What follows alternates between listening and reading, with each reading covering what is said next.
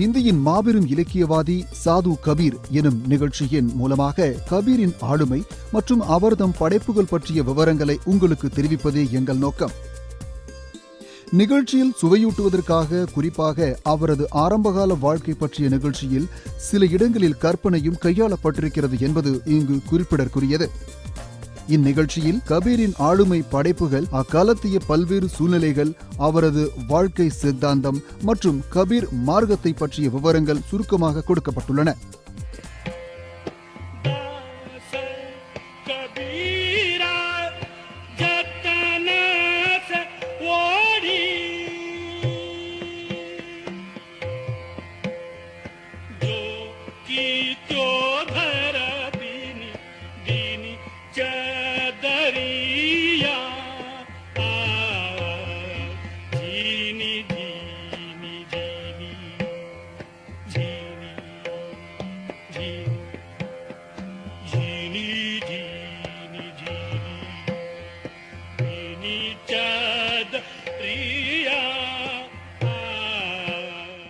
நண்பர்களே வணக்கம். இன்று நாம் சாது கபீரை பற்றி பேசுவோம். கபீர் அவர்தம் காலத்தில் எவ்வாறு பேசப்பட்டாரோ அவ்வாறே 600 ஆண்டுகளுக்கு பிறகு இன்றும் பேசப்படுகிறார். கபீரிடம் அப்படி என்னதான் இருக்கிறது? இன்றும் நாம் எடுத்து வைக்கும் ஒவ்வொரு அடியிலும் கபீர் ஏன் நினைவு கூறப்படுகிறார்? அவரது சாக்கியான், சபத், ரமேனி போன்ற படைப்புகள் இன்றும் நமது காதுகளில் ஏன் ஒலித்துக் கொண்டிருக்கின்றன?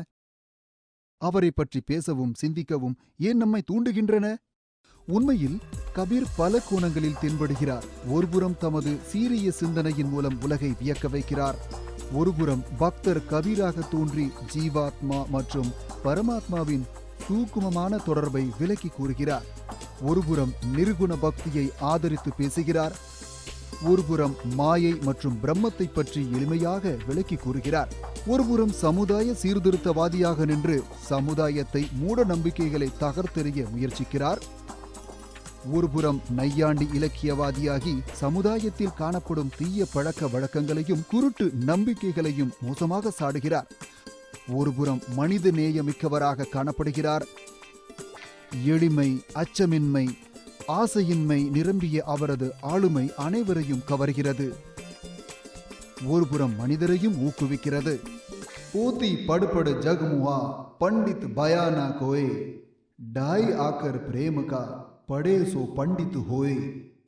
கபீர் தமது சாக்கி எனும் பாடல்களில் வாழ்க்கையின் ரகசியங்களை தெல்ல தெளிவாக கூற முயற்சிக்கிறார் என்றால், இந்திய இலக்கிய வரலாற்று ஆசிரியர்கள் அவரது பிறப்பு பற்றிய சிக்கலை அவிழ்க்க முயற்சிக்கின்றனர். கபீரின் பிறப்பு பற்றிய வதந்திகள் ஏராளம். கபீர் விக்ரம சகாப்தம் 1455 காசியில் பிறந்தார் என்று கூறப்படுகிறது. அவர் ஒரு விதவை பிராமண பெண்மணியின் மகனாக பிறந்தார் என்றும், ஊர்பழிக்கு அஞ்சி தாயார் அவரை லெஹர்தரா எனும் குலக்கரையில் விட்டுவிட்டு சென்று விட்டார் என்றும் கூறப்படுகிறது.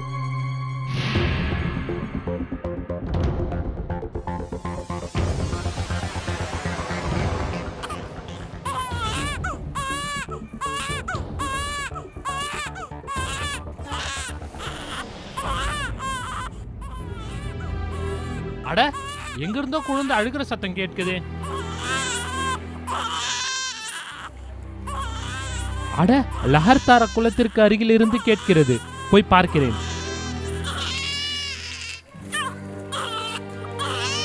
அட, இந்த குழந்தை இங்கே யார் விட்டுட்டு போயிருப்பார்கள்? யாராவது பெண்மணி படுக்க வைத்து விட்டு குளிக்க போயிருக்கலாம். ஆனால் இங்கு ஒருவரையும் காணவில்லையே.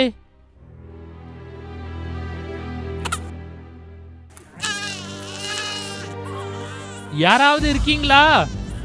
யாருடைய குழந்தை? வந்து எடுத்துக்கொண்டு போங்க. ஒரு பதிலும் வரவில்லையே. சரி, இனி வீட்டுக்கு எடுத்து செல்ல வேண்டியதுதான். வா வா வா வா செல்லம் வா. அம்மா அம்மா அம்மா அம்மா வா வா வா வா வா வா. நீமா, ஓ நீமா. அட, இது என்ன? இந்த குழந்தை எங்க இருந்து கொண்டு வந்தீங்க? யாருடைய குழந்தை இது? அட, கொஞ்சம் பொறுத்து கொள்ளுமா, சொல்றேன் கேள. இந்த குழந்தை லஹர்தாரா குளத்திற்கு அருகில் தனியாக கிடந்தது. ஆனா ஆனா இத யார் வளர்ப்பா? நாம வளர்ப்போம். இந்த ஆசையான குழந்தைய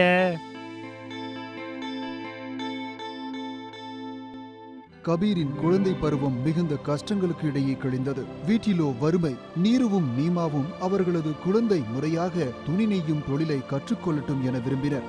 ஆனால் கபீரோ இதற்காக பிறந்தவர் அல்லவே. அவரோ இளம் வயதிலேயே உலக பந்தங்களை ஒதுக்கத் தொடங்கினார். மாயா தீபக் நற்பதம் பிரமி பிரமி இவைன் படன் கஹே கபீர் குரு ஞானத்தை ஏக் ஆத் உபரன். குரு இல்லாமல் ஒரு கதி இல்லை என்பதை அவர் உணர்ந்தார். கபீர் குருவை தேடி அலைந்தார். சில அறிஞர்கள் அவரை ஷேக் ஹகியின் சீடர் என்கின்றனர். சிலர் குரு ராமானந்தரின் சீடர் என்கின்றனர். ராமானந்தர் அப்போது மாபெரும் மகானாக விளங்கினார். அவரிடம் சென்று கபீர் தம்மை சீடனாக ஏற்றுக்கொள்ள வேண்டினார். ராமானந்தர் அவரை சீடனாக ஏற்றுக்கொள்ள மறுத்துவிட்டார். ஆனால் கபீரோ தம் எண்ணத்தில் உறுதியாக இருந்தார். அவர் ஒரு உபாயத்தை கையாண்டார்.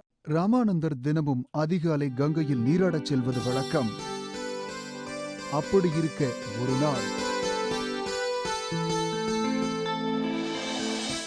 ராம் ராம் க எனக்கு குரு உபதேசம் கிடைத்து விட்டது. ராமநாமே குரு மந்திரம்.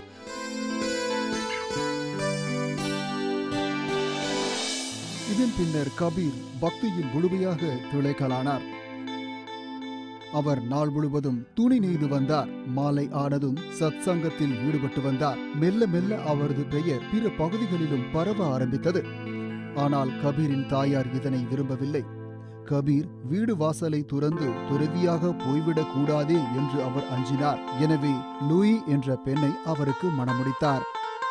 கபீருக்கு கமால், கமாலி என்ற புதல்வனும் புதல்வியும் தோன்றினர். ஆனால் கபீர் இல்லறத்தில் இருந்தாலும் அவரது மனம் முழுமையாக இல்லறத்தில் ஈடுபட்டிருக்கவில்லை. இல்லற சுகம், மாயை, மோகம் ஆகிய அனைத்தும் அவரை கட்டி போட முயற்சித்தாலும் அவர் அனைத்து பந்தங்களில் இருந்தும் விலகியே இருந்து வந்தார். மேலும் பஜனை மற்றும் கீர்த்தனைகளில் மட்டுமே ஈடுபட்டு வந்தார். அவரை பின்பற்றியவர்கள் அவரது பாடல்களை மனமுருக பாடி வந்தனர். मन लाग्यो मेरो यार फकीरी में, जो सुख पाऊं राम भजन में, सो सुख नाही अमीरी में। मन लाग्यो मेरो यार फकीरी में, साहिब मिले सबूरी में। मन लाग्यो मेरो यार फकीरी में। சாது கபீர் தமது பிரசங்கத்தின் மூலம் நிரந்தரமாக மக்களை மிகவும் கவர்ந்தார். ஆத்மா பரமாத்மா பற்றி மிக எளிமையாக பிரசங்கங்கள் செய்து வந்தார். கபீர் சமுதாயத்தில் காணப்பட்ட ஏற்றத்தாழ்வுகளையும் மூட நம்பிக்கைகளையும் வன்மையாக கண்டித்தார்.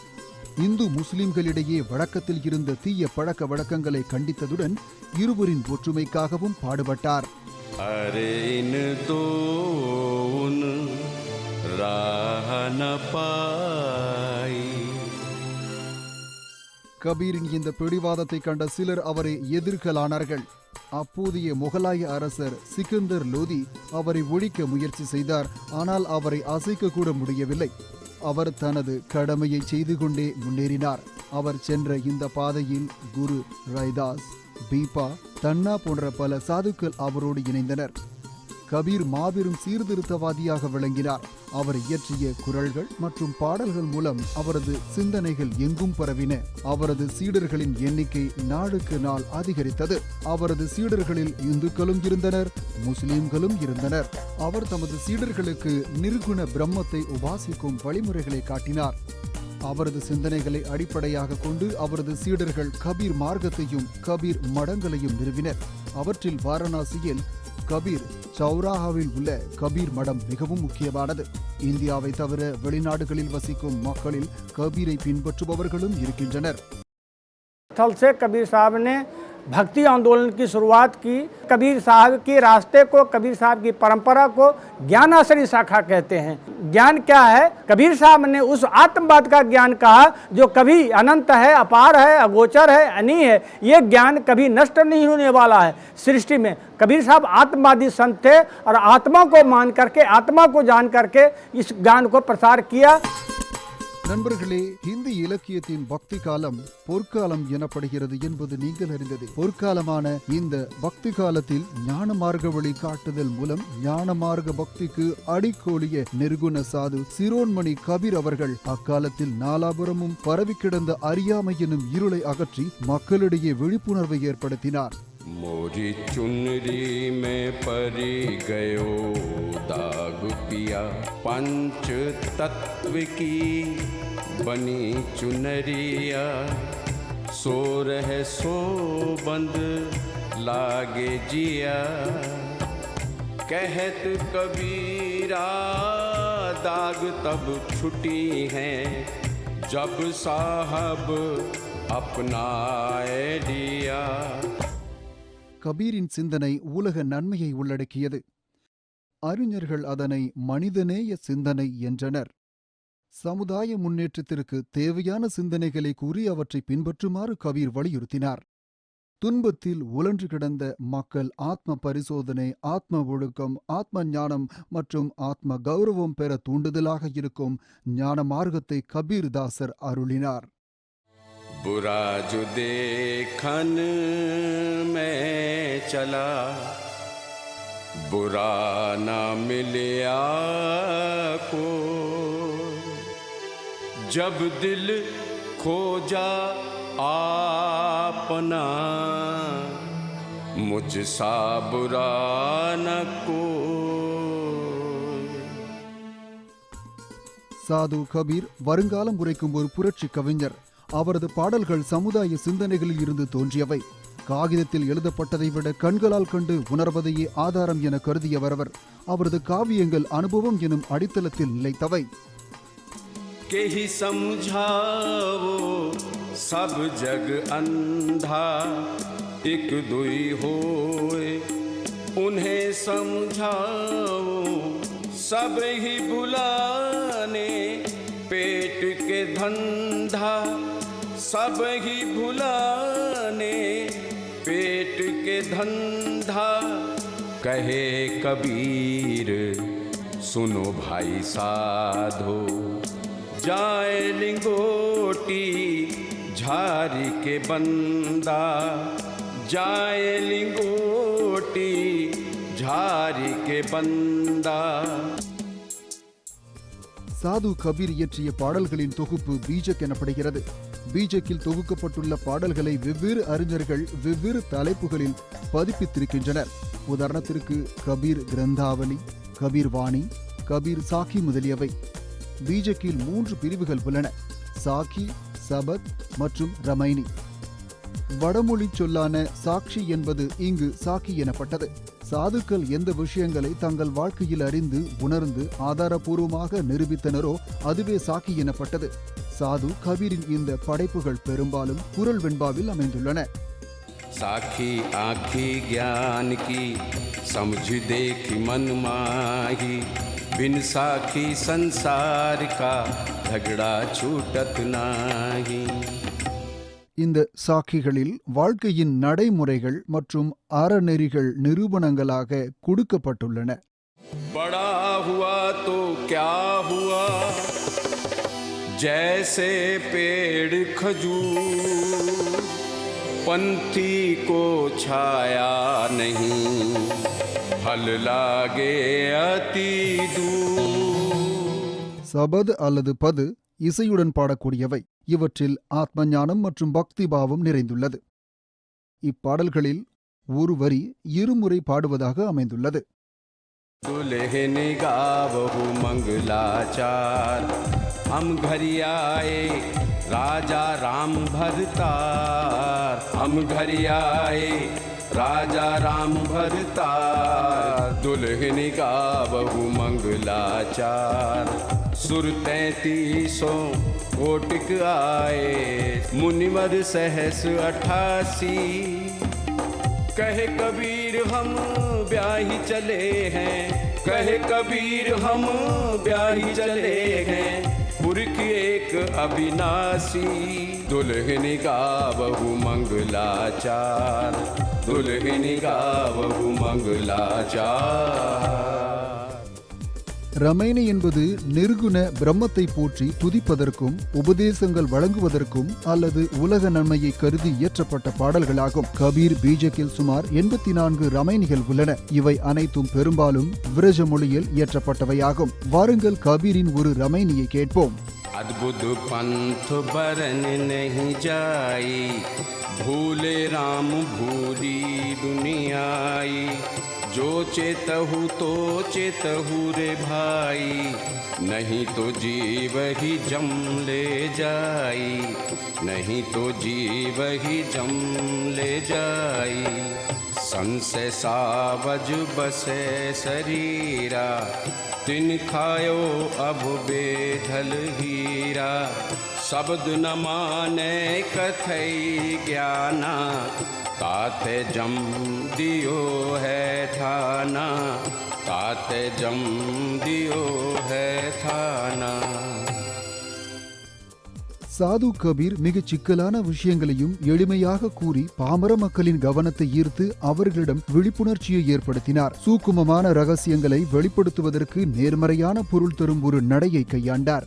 एक अचंभा देखा रे भाई, ठाड़ा सिंह चरावे गाई, एक अचंभा देखा रे भाई, ठाड़ा सिंह चरावे गाई, पहले पूत पीछे भई माई, चेला के गुर लागे पाई, जल गो मछली तरवर ब्याही, पकड़ी पिलाई मुर्गे खाई, एक अचंभा देखा रे भाई, ठाड़ा सिंह चरावे गाई, एक अचंभा देखा रे भाई, ठाड़ा सिंह चरावे गाई।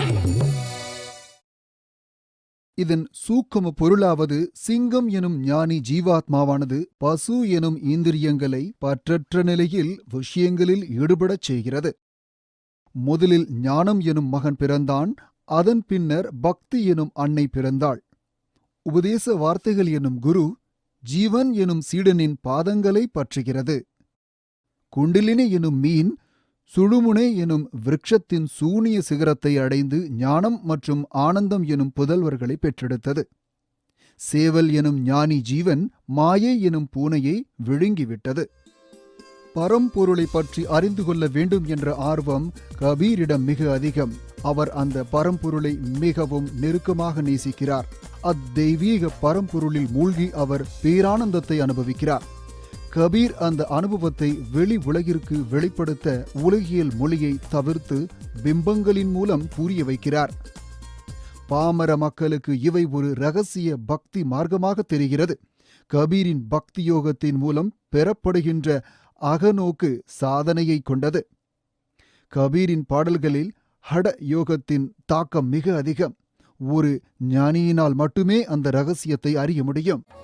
साईं ने पठाया चेला, न्यामत लेके आना, पहली पठावन आटा लाना, हाट बाजार के पास न जाना, टोला टपरी बचा के चेला, झोली भर के लाना। साईं ने पठाया चेला, न्यामत लेके आना, दूसरी पठावन लकड़ी लाना, जंगल झाड़ के पास न जाना, पौधा सूखा बचा के चेला, बोझा बांध के लाना। साईं ने पठाया चेला, न्यामत लेके आना, तीसरी पठावन पानी लाना, गंग जमुन के पास न जाना, पोखरा इनार बचा के चेला, कमंडल भर के लाना। साईं ने पठाया चेला, न्यामत लेके आना। குரு தம் சீடனை சில அரிய பொருட்களை கொண்டு வருமாறு அனுப்புகிறார். உடலை வளர்க்கும் தண்ணீரால் சாத்துவீக குணம் எனும் மாவு சத் சாதனை எனும் நெருப்பில் நன்றாக பக்குவப்பட்டுவிடும். அதாவது ஜீவாத்மா பரமாத்மாவில் நிலைத்துவிடும். சோஹம் பரமானந்த என்ற நிலையை மனம் அடைந்துவிடும். कबीर जिस अनुभव को हमारे सामने रख रहे हैं वह सगुण भक्ति की तरह बहुत साफ नहीं है। वह निर्गुण ब्रह्म की उपासना का मार्ग है और निर्गुण ब्रह्म की उपासना करते हुए उसका अनुभव करते हुए उसके अनुभूति का जो वर्णन कबीर ने किया है उसे हमने रहस्यवाद का नाम दिया है। दरअसल वह करोड़ों करोड़ों लोगों, उपेक्षित लोगों, ईश्वर विहीन लोगों को ईश्वर देने का, उन्हें एक उपासना पद्धति देने का, अपने शरीर को ही मंदिर मान लेने का उपक्रम है और इस तरह उसकी एक क्रांतिकारी भूमिका है। சாது கபீரின் மொழி திறமை மிகவும் சிறப்பானது. சிலர் அவரது மொழி நடையை கிச்சடி பாஷா என்பர், சிலர் சதுக்கடி என்பர். மொழி நடை எப்படி இருப்பினும் அதன் மூலம் அவர் சொல்ல நினைத்ததை மிக தெளிவாகவும் எளிமையாகவும் கூறினார். அவரது மொழியில் ஒரு விறுவிறுப்பு காணப்படும். இதனால் அவரை சொல்லின் சர்வாதிகாரி என்று கூறுவர். சாது கபீரின் சிந்தனைகள் மன இறுக்கம் நிறைந்த இன்றைய வாழ்வில் நமக்கு அமைதியையும் சுகத்தையும் பெற வழிகாட்டுகின்றன. அவைகள் இன்றளவு நமது வாழ்க்கைக்கு பயன் தருவதாக அமைந்துள்ளன. கபீரின் காவிய பயணம் இருவகைப்படும். ஒன்று உடல் தூய்மையிலிருந்து உள்ள தூய்மை வரையிலான கபீரின் இந்த பயணம் ஆன்ம ஒடுக்கத்தை பாதுகாக்கக்கூடியது. இரண்டாவது பயணம் சாது கபீர் புற உலகில் காணப்படும் ஏற்றத்தாழ்வுகளைப் பற்றி எவ்வித அச்சமும் இன்றி விமர்சித்ததாகும். ஆடம்பரம், மூடநம்பிக்கை, உயிர்பலி ஆகியவற்றிற்கு எதிராக மக்கள் மனதில் விழிப்புணர்ச்சியை ஏற்படுத்தியது. कबीरा सोई पीर है जो जाने पर पीर, जो पर पीर ना जाने सो काफिर बेपीर। कबीरा सो काफिर बेपीर।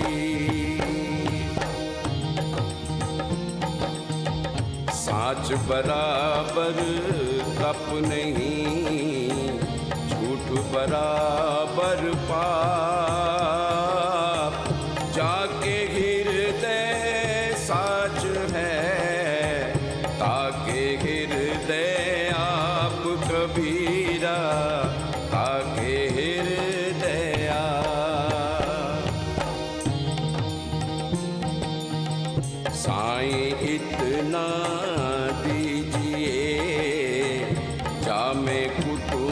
समाए मैं भी भूखा ना रहूं, साधु न भूखा जाए। कबीरा साधु न भूखा जाए।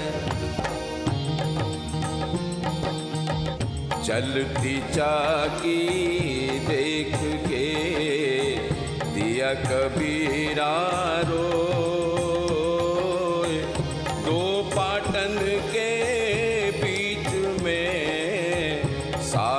बचा न कोई कबीरा साबुत बचा न को। இவ்வுலகம் நிலையற்றது. எனவே வாழ்க்கையில் முக்தி பெறுவதற்கான ஞான மார்க்கத்தை கபீர் அருளினார்.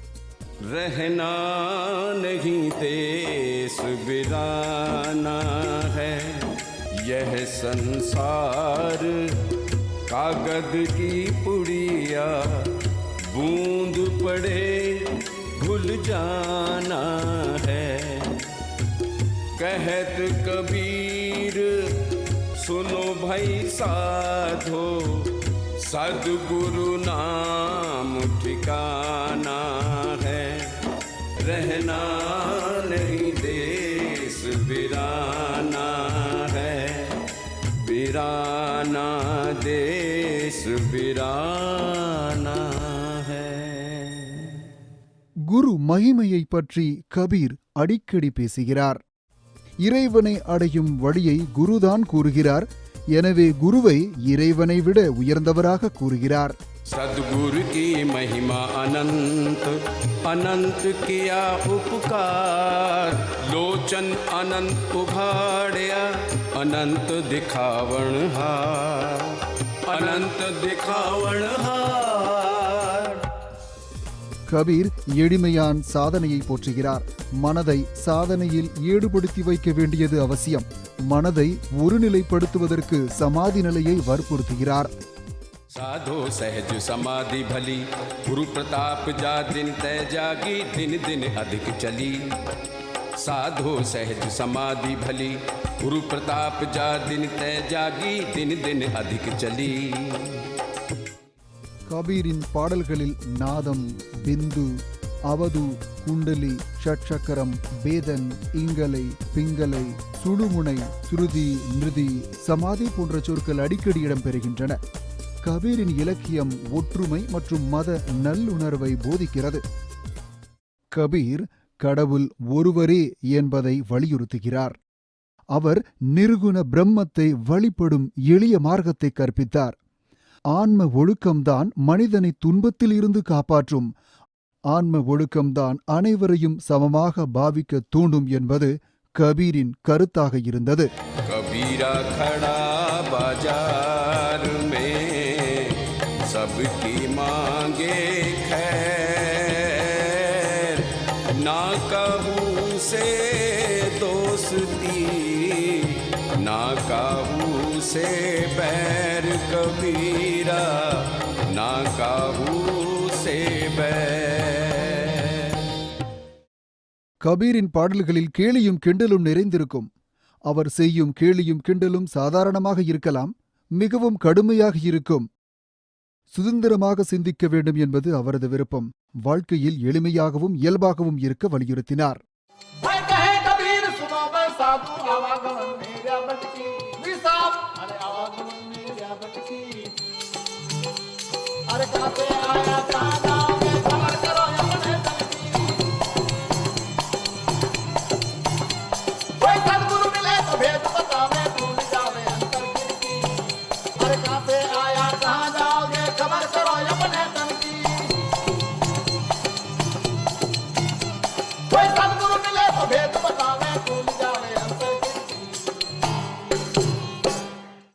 சில நேரங்களில் கபீரின் மனம் வேதனைப்படும்.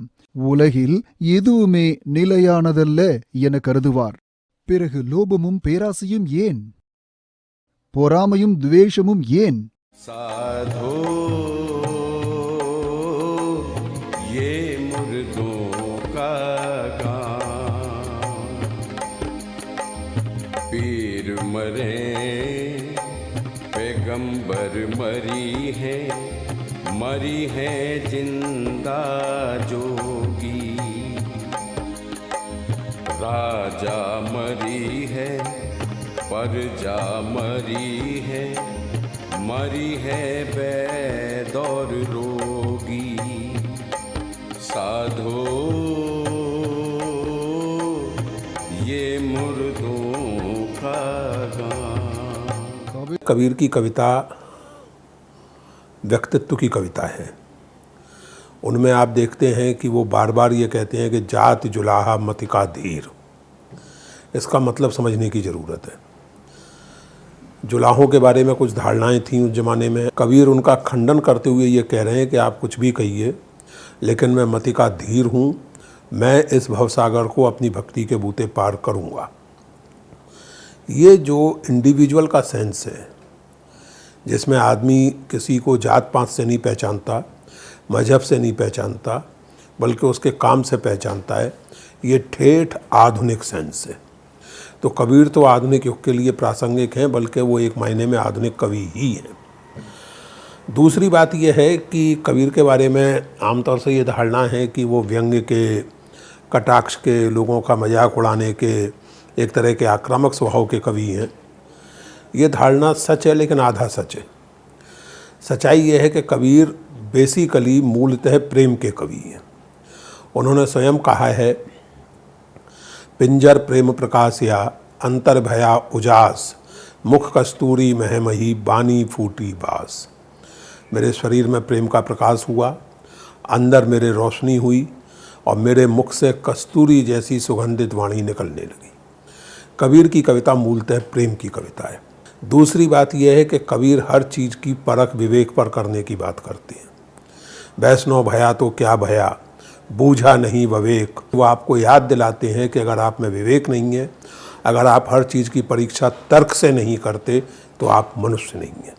इसलिए मुझे लगता है कि कबीर हमेशा प्रासंगिक हैं और किसी भी बड़े कवि की तरह हमेशा प्रासंगिक रहेंगे। எங்கு உண்மை இருக்கிறதோ அங்குதான் பரம்பொருள் உரைகிறார் என்பது கபீரின் கருத்து. मैं अभय निरंतर पाया, साच कहो तो मारन धावे, झूठे जगपति आया। சத்தியத்தின் பாதை மிகவும் கடினமானது என்கிறார் கபீர். மேலும் இவ்வுலகில் மாயையை வெற்றி கொள்வது அதனினும் கடினம். இங்கு காணப்படும் அனைத்தும் ஒரு நொடியில் அழிந்து போகக்கூடியவை என்பதை அறிந்து கபீரின் மனம் விரக்தியடைகிறது.